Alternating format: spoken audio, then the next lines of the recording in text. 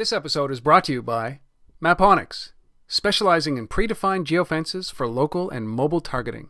Visit www.maponics.com/location for a free 3-month trial today.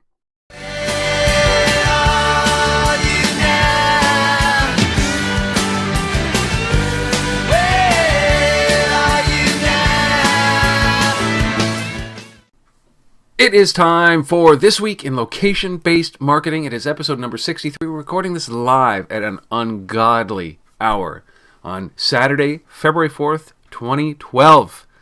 My name is Rob Woodbridge from Untethered.tv. It's a great resource where you can find a whole bunch of entrepreneurs telling you guys how they built their companies, why they built their companies. Great interviews up there. Go and check it out at Untethered.tv. You can find me at Rob Woodbridge on Twitter. And with me as always, from Toronto, Ontario, Canada, take it away. Asif Khan from the Location-Based Marketing Association, where we are out there educating and doing a lot of research and just bringing the community together around location-based marketing. And you can find us at the LBMA on Twitter or thelbma.com, and you can find me at the LBMA or at Asif R. Khan on Twitter as well. Yes, and we are doing this very early in the morning because it's Super Bowl weekend, and we don't want to interrupt our festivities. I'm going to be drunk most of the weekend, I'm going to be honest with you, right? Asif, you too? Yeah, for sure. Right. Drunk on caffeine. Well, I had to start, I think we play the Smurfs game starting at 8 a.m., so I got to get this done so that my weekend is set. I don't want to remember the game, and as long as Springsteen isn't doing the halftime show, it really doesn't matter to me. Doesn't matter. Madonna doesn't do it for you, right? Madonna doesn't do it for me. No. Not at all. However, the other side of this is that it seems that we're both suffering from the man cold. This is the dreaded man cold. It's the worst strain of the cold you can possibly imagine. So, That's right. Bear with us as we go through this. We're going to get this episode done as quickly as humanly possible because, as I said, I got to go start drinking. Let's start with... before we get into the news, huge news from Telus, news from Walkbase, we got MomentFeed news, Nissan getting into this space. Actually got to sit down with Holger Luedorf from Foursquare. We're going to talk, that's our interview segment piece. Some funding, Facebook's IPO, Yowza. We got a great resource from the LBMA about social media. But first, before we get to that, let's talk about the event that we're actually doing. I'm participating in an LBMA event. I'm so excited. Yeah, so on February the 15th, so that's a Wednesday, quickly approaching, we're running an event that looks at location-based marketing and its application to sports. And it's part of the official Social Media Week agenda, which is a global initiative. And we're very pleased, the LBMA, to participate in this. And so what we're doing is we're running a joint panel session on the morning in Toronto, afternoon in London. So half the panel in Toronto, half the panel in London. And on the Toronto side, we're talking Pan Am Games. On the London side, we're talking Olympics. And we're basically going to be engaging with a bunch of brands and hearing from them about what their plans are for using location-based mobile marketing techniques to connect with fans and people that are in town for their respective events, and then we'll talk a little bit on the London side as well with some of the service providers in the space and figure out what how they're planning on augmenting their platforms. So should be a great event. Already over 150 people signed up in Toronto and almost 100 in London as well. So February 15th, it's on our site. Sign up. Hope to see you there. Yeah, please do. It'd be great. I'm actually going to be in Toronto for this, and Asif's going to be in London for this, wandering around with a camera and an internet, looking for an internet connection to plug in. But it's join us if you can. Go to the LBMA.com, click the events tab at the top, and register there for either place. It'd be great to actually meet some of you guys out there at this event, please. So before we die here, right? Should we get into the meat of this? Yep. I don't think we have any other announcements. The good thing about doing this in the morning is that, hey, listen, we're just going to cruise through this as quickly as we can. So the first story, set a new speed record for the show. It is. It's going to be like 8.5 minutes because we're gonna have to crawl back into bed. I mean, I'm gonna have to start drinking. I might start drinking here if we cross over that 8 o'clock threshold, because that's usually what time I start. I'm just happy I got my coffee, Rob, this morning. Yeah. You're okay. Okay. I won't Yes. tell you what's in this cup then. Right. Okay. First story. Let's jump into this. First story. This is there are daily deal sites everywhere, obviously, and Canada has. I think WagJag is Canada's premier daily deal, like homegrown daily deal service. I know that Living Social and Groupon are probably much larger in Canada. No, not at all. Actually, in fact, WagJag is the number one in terms of subscriber base in the Canadian market. So that's okay. So it makes sense that Telus kind of understands what business they're on, and they dump their own daily deal initiative and are going with WagJag exclusively. That's right. So Telus had a program. So for those who aren't familiar with the Canadian market, there are basically three major carriers in Canada. Telus is one of those, with about 7.2 million subscribers on their network. They had a sort of a loyalty program called Perks. So, the more you did with Telus, you got these little rewards kind of thing. And so they've dropped the Perks program, and they've decided to say, look, we'll still provide rewards, but we're going to do it in partnership with WagJag. And WagJag is a company we've talked about a little bit over the past year. It's owned by Torstar Corporation. And as I said at the outset, it's the largest daily deal provider in the Canadian market. So I think this is a good deal for both sides. Telus has basically recognized, look, we're not in the business of acquiring content and media companies and all of that like some of the other two carriers are, Bell and Rogers. We're in the business of providing, telephone service, cellular service, and that's the business that we're in. We do want to reward our customers for that. And so what they're doing is they're saying, we're going to give you a $10 credit off of what you spend effectively, with us. And that $10 credit can be applied against whatever you want to buy, on the daily deal service through WagJag. So it's a pretty simple, easy to understand initiative. 7.2 million customers now have access to this. From a WagJag perspective, I don't know how much overlap there is, but you got to think that there's some net new customers for WagJag too.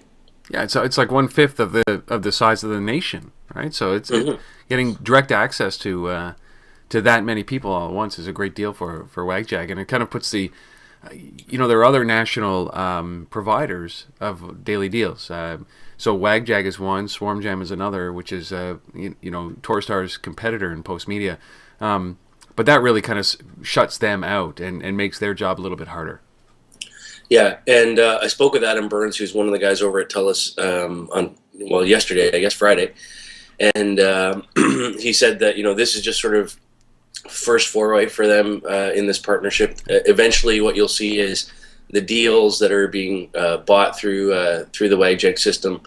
The sort of redemption or payments aspect of that will be integrated into the carrier billing cycle as well. So. There is more to come, but for now, this is a good start, I think. Yeah, well, it's good.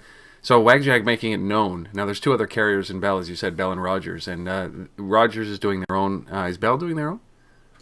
They're working on an initiative. They haven't announced much yet, but Bell used to be like the preeminent carrier, and they just it's like a precipitous fall that they've had. It's like Bell wakes up like, whoa, what's going on? What's all this digital stuff? I suspect that the play that Bell's going to come out with is going to be more around other media, television, Shazam type stuff. It's good call. Yeah. Well, the other two companies have become media companies. What's that? That's my guess, though. I don't know. The other two companies have become media companies as well. They've been buying up assets, and Bell bought CTV, and Rogers has its own. I mean, Rogers is a cable company, as well as a carrier, and they bought the Blue Jays, they bought the Leafs, they bought the Raptors, so it's like big companies. Yeah. And then there's Telus going with WagJag. All right, second story. This, one of the most competitive landscapes right now is geofencing and indoor locations and coordinates, and this is a really competitive space because Google is in there, Microsoft is in there, everybody's in there, and this little company called Walkbase launching this is based on Foursquare, isn't it, or is it the Foursquare API? Yeah, it uses the Foursquare API. So Walkbase is a little company out of Finland, and it was actually created out of a university project a few years back. So they got a little bit of seed funding, about $500,000, as part of their university funding program, and created this great little product that is really about automated check-ins. And so the idea of this is that not geofencing in the sense of how we usually talk about geofencing, but the idea of there's people going to these locations all the time. They're checking in on Foursquare.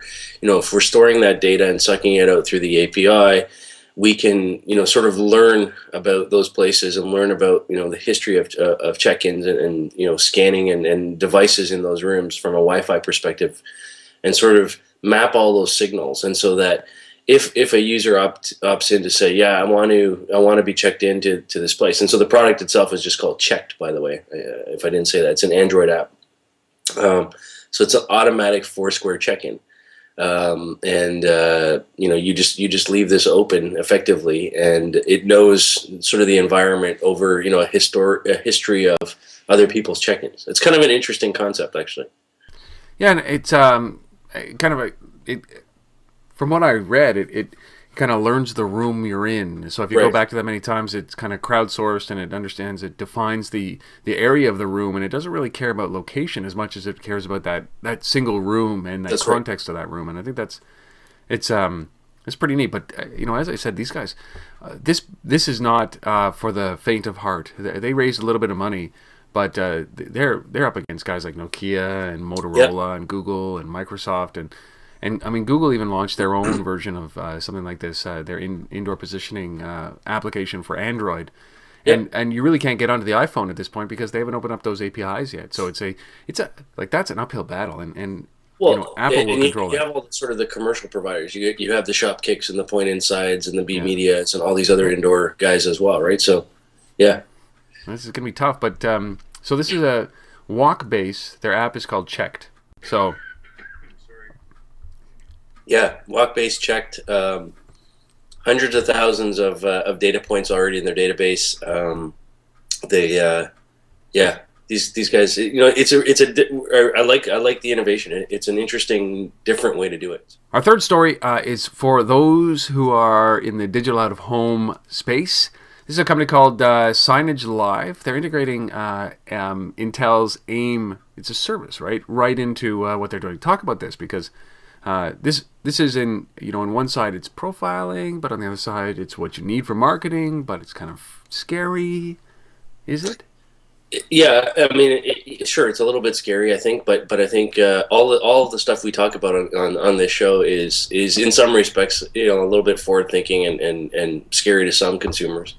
So the Intel AIM platform or suite is really about analytics around understanding interactions with digital screens. And so this company, Remote Media Limited, has a product called Signagelive. So they've sort of mashed those two things up, and so it's a digital signage network, which is what they do, combined with sort of audience behavior and viewer analytics and demographic data, which is coming from the Intel platform. So the idea here is when you think about digital screens or even traditional billboard, is they're difficult to measure sort of one-to-one consumer engagement or understanding who's actually looking at these screens.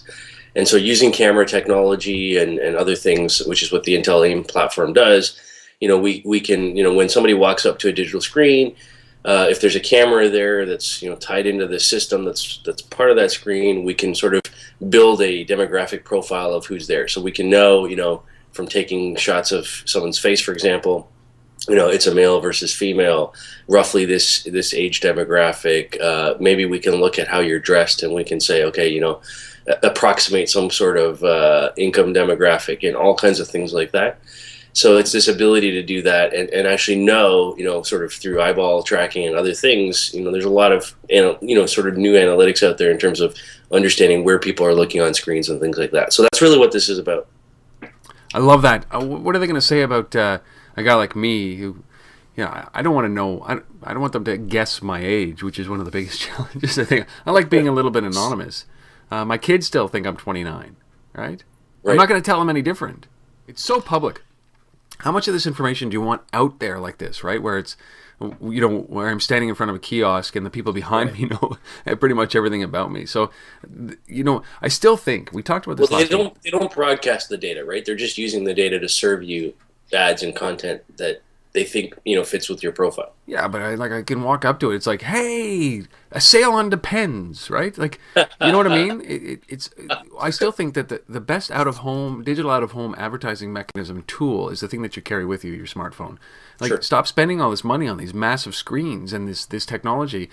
Broadcast it out to my device. And I think that's, it's interesting because it was Shopkick that just announced that they dominated. They contributed $110 million to their merchants. The retailers who have Shopkick in them. Right. They just came out and said, "Look, we contributed $110 million in additional revenue served to these companies, and it's through Shopkick's technology through a mobile device." And I think that when you start to outlay all this stuff, people are trying to figure out what's going on with in-store advertising, in-store purchases, driving people from in a mall to a store. But I still think, look, if you're spending all this money, it's prohibitive. How many times have we seen these huge screens or kiosks broken or out of order? And we're just talking, like, I'm a big fan of digital out-of-home, but that kind of interactive stuff, I think that there's an element that has to be brought down to the device. That's all. Well, so just one quick comment on that. So I agree with you somewhat, and I disagree with you on that's why we do this. Sort of the need for interactivity. For me, though, where I see one of the big opportunities for digital screen media is, think of a mall, think of those, where you'd walk up to the sort of the information directory thing in a shopping mall, and you'd look at all that stuff. Now, in an ideal world for me, that should be a digital screen. Right. And what it should be is if I've got an app on my phone, whether it's something like a Shopkick type of app or Walkbase or what have you, the screen media we have on our device is small. And if I'm trying to navigate a whole mall or trying to figure out where I'm going from a mapping perspective, it's a bit small to look at, right? So yep. If I can walk up to that big digital screen in the middle of the mall, and I can have it detect that my phone is there, and then I can actually take control of that screen and sort of use it as a replication of what I'm seeing on my small device on a big screen, temporarily sort of take over, and then navigate and do what I have to do, and then it disappears and goes back to being an ad. That's a good use case for me. It could be, yeah. I think that, but those kind of, it's not the focal point. You know what I mean? It's an enabler, but it's not Sure. the thing you walk up to. And I've seen some big out-of-home displays where it's like, hey, I can print a card and I can take a photo. Yeah. Remember we talked about that? Like that stuff. Stop doing that garbage. I agree with that. Man, nobody wants to do that. I'm telling you. I know I've just broken a lot of hearts. A lot of money's been spent, but nobody wants to stand up and get their photo taken anyway, just use Postagram. All right. Yes. That's Signagelive integrates with Intel's AIM. It's interesting. Maybe the analytics are cool though. The analytics are great. I'm very interested to know how they piece together my age. I'm going to try it just for that, and I'll let you know if they're right. All right. So for story, Rob Reed's company MomentFeed partnering a little closer, it seems, with Foursquare. I don't know if there's terms with this deal. But this is an interesting one for MomentFeed. I think this is a big deal for MomentFeed, and I actually had a chance to chat with Rob, who's one of the LBMA's members. MomentFeed is this week, and just to get a bit of insight on what this is, and really what this comes down to is this is about if you're a brand or you're a retail chain or what have you, and you want your locations on the Foursquare system. It's sometimes a difficult process to go through that sort of venue management program that Foursquare has in terms of getting all your locations listed and properly anointed in the Foursquare platform. And so in the sort of normal, if you were just go through the Foursquare channels on its own to do this, it takes about 6 weeks to get fully sort of loaded up for your brand and all your locations, claim your venues, etc. So, and there's a backlog because Foursquare is busy, because there's so many businesses that want to get on there. So what's happened is MomentFeed's got a great platform around sort of location-based analytics, from an aggregation of, if you have multiple locations. And so they basically streamlined this process and said, look, we're working directly with Foursquare. We can manage that sort of place listing process for you and get it all up there. And this is really good for brands. I mean, this is, at the end of the day, venue optimization is what we're talking about here. And so Rob told me that they're sort of managing all the sort of deduping process and making sure there's not multiple listings. They're seeing engagement increase by 40 to 70% on that alone, just in terms of streamlining effectiveness of getting places listed. So I think this is a good deal for MomentFeed. Yeah, and certainly this is where Foursquare wants to play much more is when I talked to Holger, he said decidedly their focus has been pretty much on the mobile implementation of Foursquare up until this past year. Yep. And now they're really focusing on the website. So they got radar on the mobile place, and they got a discover or find pieces on the website. And one of the big things is obviously with venues, locations of venues, and adding and enhancing these listings. And I think that's great. So any way that they can get this content in faster, Foursquare's been the bottleneck. So partnering with Rob's company, MomentFeed, I think is a great idea. Yep. Oh, very cool. That's good for Rob. Yeah, no, I think it's a great deal. I'm happy for them. All right, fifth and last story. Let's before we get into everything else. Before I lose a lung. Before I lose a lung. That's nice. Yeah. Before I cough one out on video, although I think that our ratings would go up. We're dedicated to our listening audience. Wow. Otherwise, we wouldn't be doing this kind of stuff. That's right. But anyhow. Yeah. Number 5, the Leaf, which is an environmentally friendly tin can with an engine, I think, is the way I describe it. If you've ever seen a Nissan Leaf kicking around, it is a small car. It is not a macho car. It is a small car. And it's very effective, fuel efficient. And but they're bringing location-based services to their Leaf customer rentals. This is what Nissan is doing. Is this going to? This isn't revolutionary, but it's just to show you that they used to put the GPS in the you could sell or rent a GPS for the car, and now it's about monetizing it through LBS, obviously. Yeah, I think this is interesting. As you say, it's not revolutionary, but they're trying and experimenting, with new stuff. And so this is they've partnered up with the tourism groups for Japan, and in particular professional baseball, which is amazingly large in Japan. So around spring training this season, Camp Loop Okinawa Campaign 2012, it's called. And organized by some local Japanese agency called JTB Okinawa. And so effectively what they're doing is when you're in Japan and you go and get a rental car, and you get a Nissan Leaf as your rental car, to go and watch spring training baseball, what they've done is they've basically built in a sort of OnStar-like type of system that we would be familiar with over here in North America, that connects up to the Nissan data center, and partnership with a company called Namco Bandai Games. They basically then push you through a tablet that's in the system in the car, route driving information, discounts from a company called Family Mart, games that you can play. So this is all about sort of increasing the entertainment experience and potentially merchandising experience, because you're a tourist typically is what they're saying here if you're renting these cars, and we can connect you with stuff around you, and we're going to put a tablet in there that you can play with, and we'll see what happens. An interesting take on it. I'm not sure that there's huge dollars in this, but at least they're trying to extend their brand. It's funny, like Namco Bandai Games is a game producer. Like they build video games. Game producer. Yeah. Yeah. So it's Yeah. that's interesting. I had no idea that they were into this. Some of the Nintendo games, do they not? Yeah, they do. I mean, well, they do everything from they do console games, iPhone, iPad games, mobile games. They do a bunch of these things. But that's an interesting partner for something like this. All right, those are the 5 stories. Telus jumping out of the loyalty game and going exclusive with WagJag. Walkbase launching their application checked, their indoor application checked, and they're always on checked-in application checked. Signagelive integrates with Intel's AIM. MomentFeed partners with Foursquare, a little bit deeper there, and Nissan brings the location-based services to their Leaf customer rentals around their spring training baseball season in Japan.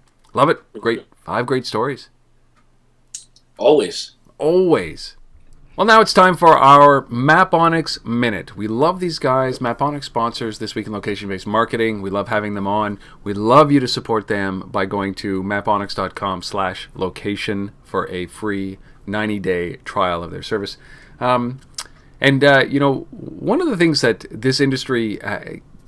I think all digital industry, when we go through this kind of digital location revolution that's happening, is that we tend to try to bring our legacy systems with us, our legacy thinking with us.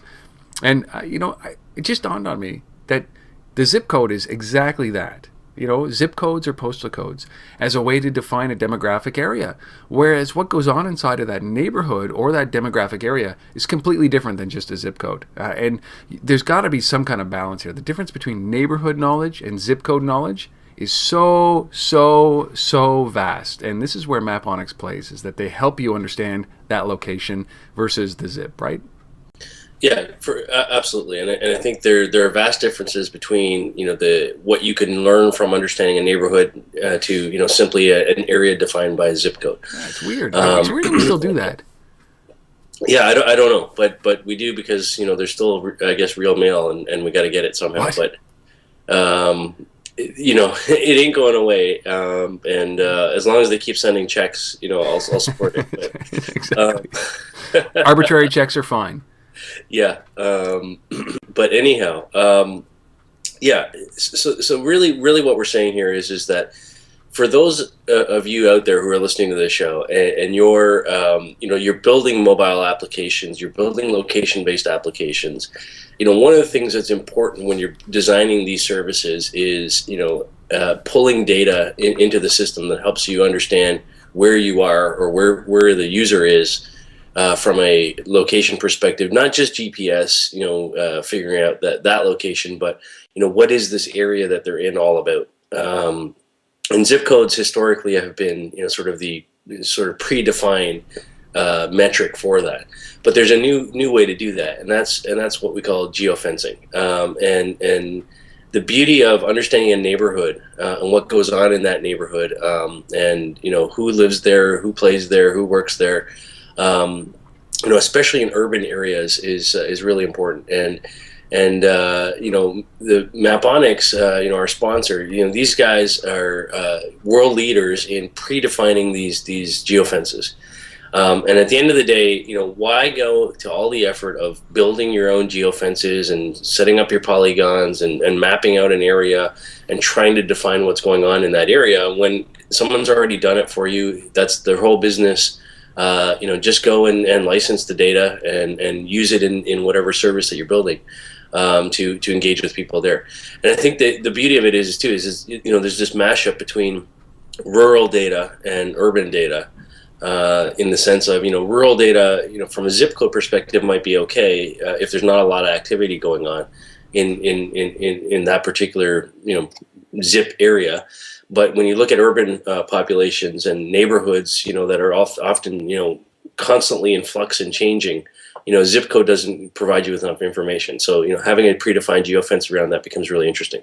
So, anyways, Maponics is really good at this, predefined geofences.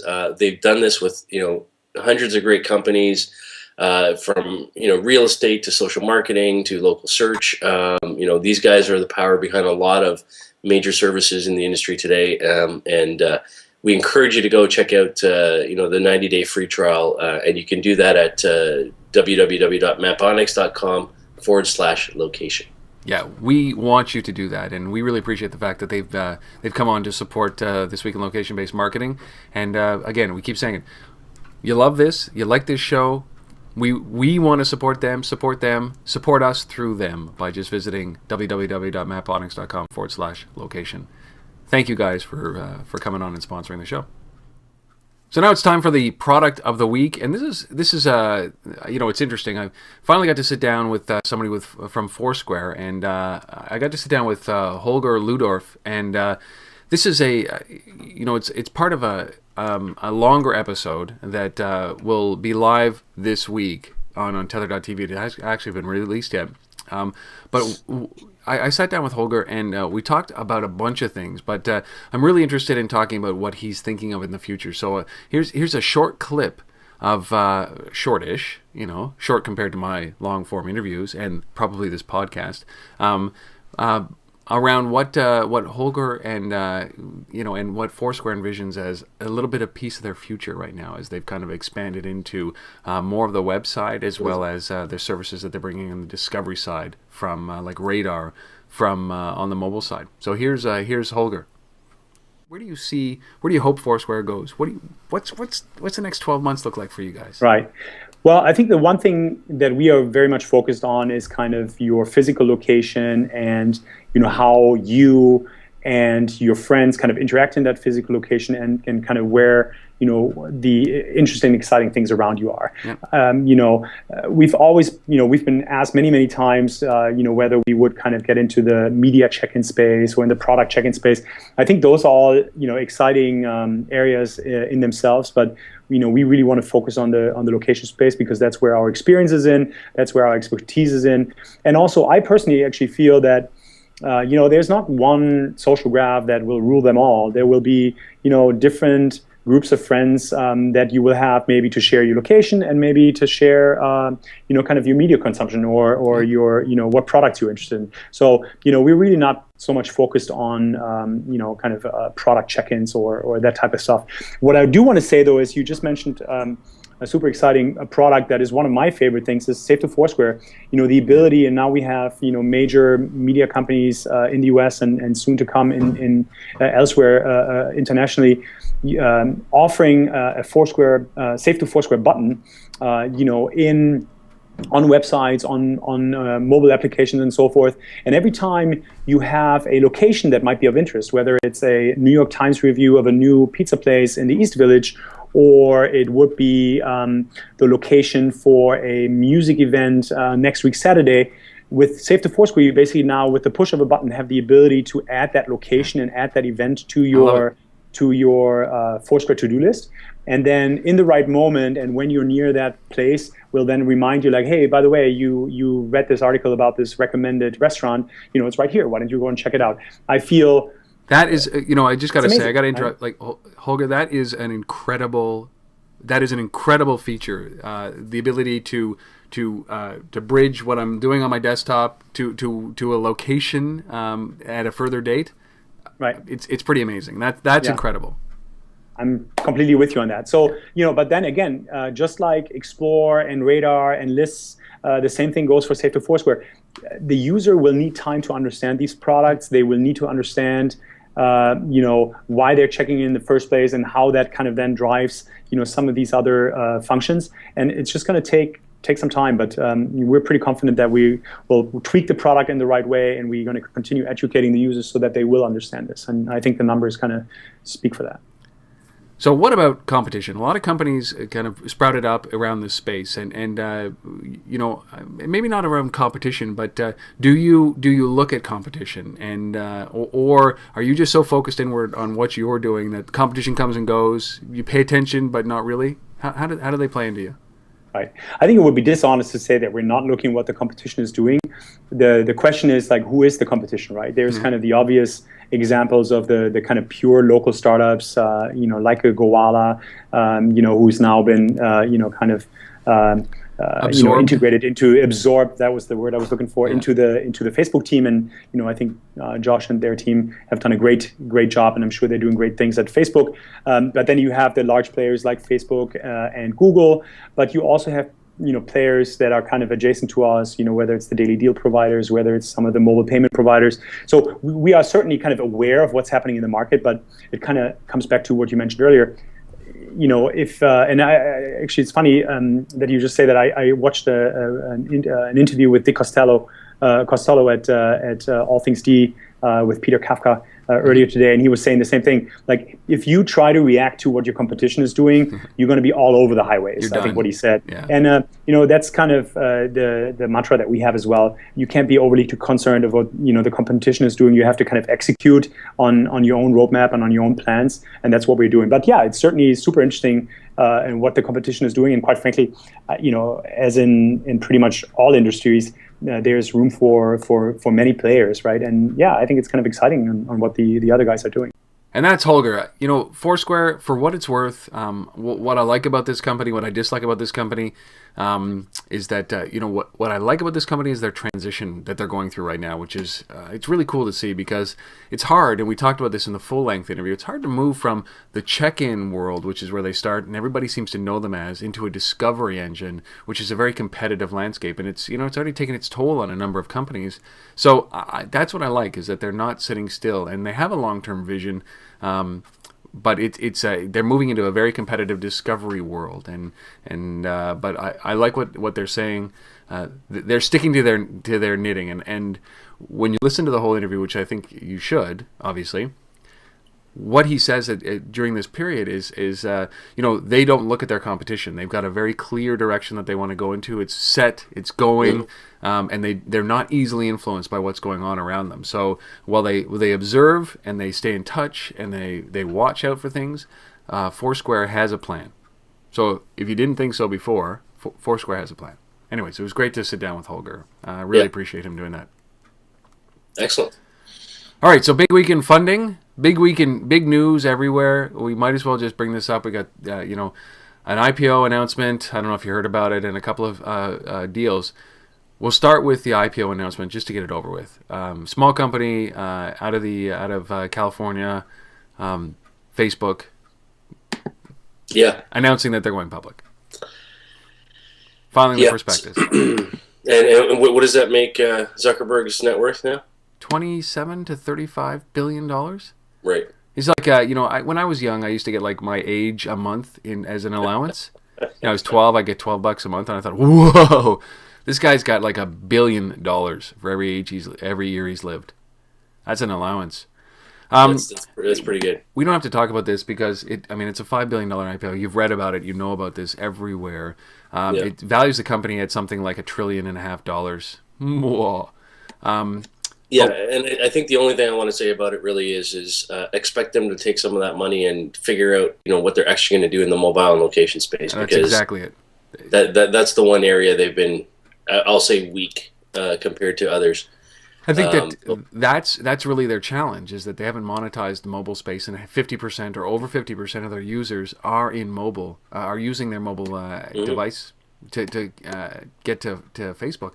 But I just look at that as massive opportunity if done right. And I think that if one thing that we know about these guys and Mark Zuckerberg is that he has remained true to his knitting, right? He has not wavered on the way that he's monetized this. He's not, there's always been a privacy issue, it seems, with Facebook, but he has not turned on revenue too soon. But now I wonder, with the pressure about being a public company with all these shareholders, if he's not going to have to kind of modify the way he does it. So lots to see. We're going to be talking about this, I'm sure, going forward. But the IPO, it's like the worst kept secret in the world. So let's just move on. Facebook IPO, valued at $1.5 trillion. And you and I in Canada can't participate. And probably you and I and 99.9999999% of North America can't participate. So really, I'm going to say, who gives a shit? We're not going public. We'll let you know about that, though. Let's see if it goes the Groupon route, though. Yeah, we'll find out. I think this is a company of the ages, and it's here to stay. Yeah. All right, and I think it just opens up the coffers for competition, right? Because they had to disclose everything, their weaknesses, and they have acknowledged that mobile is one of their weaknesses. And we're available to help them out. We are. Second story, Greg Grunberg, who I interviewed a long time ago on Untitled.tv about his new company at the time, Yowza, at getyowza.com, actually landed $1.5 million in funding. Yeah, and Yowza has a great little story. I mean, as you say, Greg Grunberg. People might know him better as Matt Parkman from Heroes. TV guy. So built this company in I guess 2009. So it's been a few years now.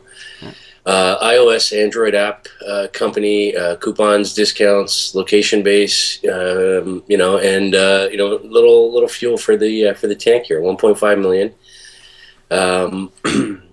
Obviously, we've talked a lot about these kinds of services. I don't think there's anything specifically unique about his platform per se, but there's a lot of big brands because there's a celebrity attached with it that can help market and promote this thing. So McDonald's, Crocs, a bunch of people have been using this, and I think what is unique about it is the business model is a little bit different in that a brand basically pays a flat fee to use the platform. So I think it's like $89 a month or something I saw in one of the pieces I read a while ago. So interesting. So, good for them, 1.5 million. So Matt doesn't just have to keep putting his own money into it. That's exactly it. What attracted me to this when I saw this story was way back in the day was I didn't know really Greg Grunberg was involved. I didn't know him by name, and they had signed up 30,000 merchants in a couple of days, and I thought, how in the hell do people do that? Obviously, I sat down with Greg Grunberg. It was a really great thing because I didn't expect him to show. It's one of the most popular episodes on Untethered.tv, and my first saying to him was, listen, off camera, and actually, I saved the blooper reel, was, you're about to go and when this is done, you're about to go and fire your publicist because, what are you doing talking to me? At this point, you're my 9th interview ever and on Tether.tv. Yeah.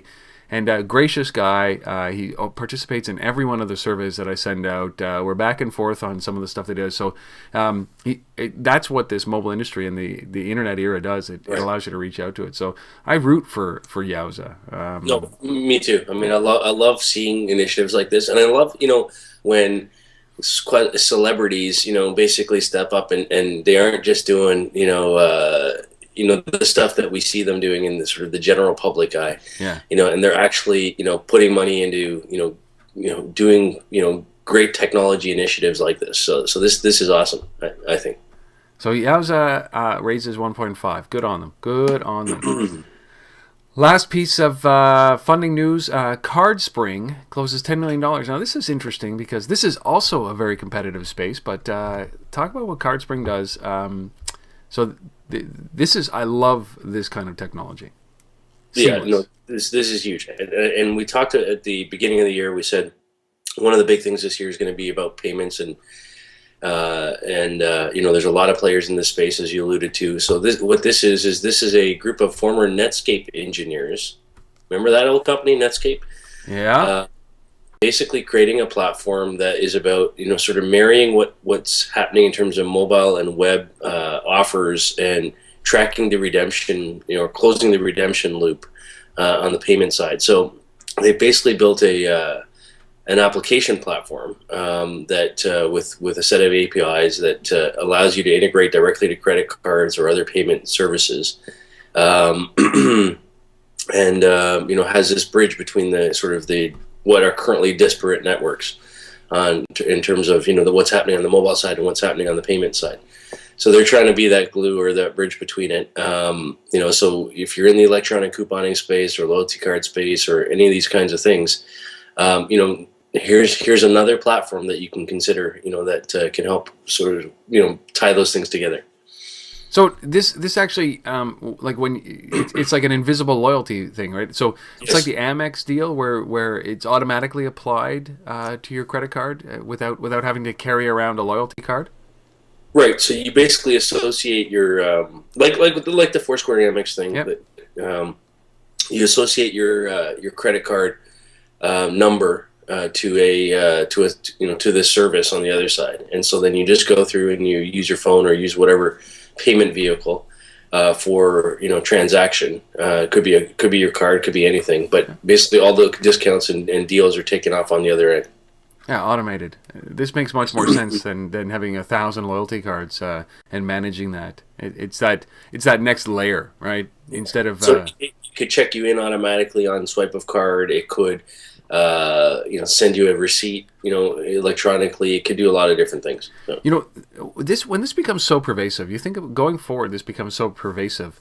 Think about when this technology takes off, when this is integrated across platform, right? Which is the key. You can't just have an Amex only or a MasterCard only. You have to have it all payment sources, whether it's PayPal to credit card to cash, maybe not cash, but when it becomes just ubiquitous, when it becomes just dial tone, like we talked about before, where I hand them my form of payment whenever I'm buying, the moment that it gets swiped, scanned, checked, done, all that, everything happens. Like I check in, I get the benefit, I get the discount, I get the points, I get all that. It all becomes just invisible. That's the perfect layer, right? But that has such an impact because it adjusts pricing, it adjusts everybody's expectation on what they're going to pay, on how many discounts they're going to get, and when you see that monumental shift, I'm telling you here, that shift is going to be monumental in the way that we price, MSRP, profitability, loyalty. It's all going to happen, but it's all going to be in the cloud, invisible to you and I. We're just going to expect and assume that that's the price that we pay. It's going to be huge when this thing actually happens. It's disruptive to everybody's business. My God, that's the industry we're in. How cool is that? That's pretty darn cool. So that's CardSpring raising $10 million to disrupt business. One of many companies. That's it. Facebook IPO. Man, go and look up. I mean, just type in Facebook. I don't know if you've heard of the company, but if you type in Facebook, you'll find some news about that IPO. Yowza closing $1.5 million and CardSpring closing $10 million. Those two companies, disruptive companies, I just tell you. Mark my words, disruptive companies. The concepts anyways. Maybe not those companies, but what comes from it is going to be killer. Yeah. No, I really like what CardSpring is doing. So very cool. Looking forward to learning more about them, and maybe we'll get them on the show shortly. CardSpring. You hear that? If you're listening, we want you on the show. There you go. Last piece, our resource of the week. This is an LBMA research paper, Silverpop white paper, which is the state of the social universe. That's a huge title. Actually, so it's actually a Silverpop white paper. Okay. To which the LBMA contributed. So let's be clear. So Silverpop is one of the world's biggest email marketing platform companies, and they released this white paper called "The State of the Social Universe," and they basically talked to 4 different marketing experts. They call them. I'm not sure I'm an expert. I'm one of them, but. Just looking at where social email marketing, location, all of this is coming together. So it's a great little read if you get a chance. It's up on the LBMA site under the research section. You can download it there. So basically, they sat down with other than myself. They sat down with Sarah Meany, who is one of the partners and senior VPs over at Hanson Dodge Creative. So. Great creative agency. They sat down with Doug Campbell-John, who's the CEO of FlipTop. Great little mobile company. Obviously myself and Ann Handley, who everybody knows from Marketing Profs, Chief Content Officer over at Marketing Profs. So some great insights, I think, from some very different aspects of the industry. On where social and location and email marketing and all of that comes together. So give it a read. So go to thelbma.com/research and you'll be able to find it there? Yep. All right. Wow. Busy.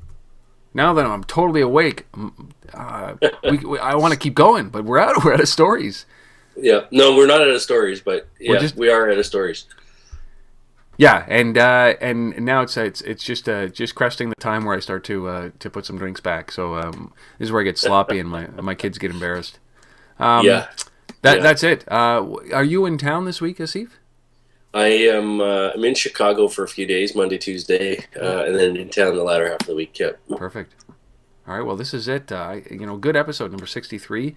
We really appreciate you guys that are still sticking around and watching and listening to all these episodes. But we appreciate you guys. But we'd appreciate it if you actually went and jumped onto our sponsors' website. MapOnics has been very good to us this month. We love having them on as a sponsor. So head to maponics.com/location. It's /location, and sign up. What do you got to lose? Sign up for a 3-month trial of their service, either API access, web access, whatever you want to do. Just give it a try, give it a whirl. We really appreciate you guys supporting us through supporting them. They're very important to us. They're a great company, and we really appreciate having them on as sponsors of This Week in Location-Based Marketing. Yes, thank you to MapOnics. All right. That's it. Episode number 63 in the bag. We'll be back next week for episode number 64. Asif, we'll see you then. Thank you, everybody, for watching. All right, and have a great Super Bowl, everybody. Oh, yeah, that thing. I won't remember it at all. Yeah, it'll be over by the time you see this, but anyways. That's right. Somebody won. Patriots? Somebody. All right, Madonna won. Madonna. All right. See you next week, everybody.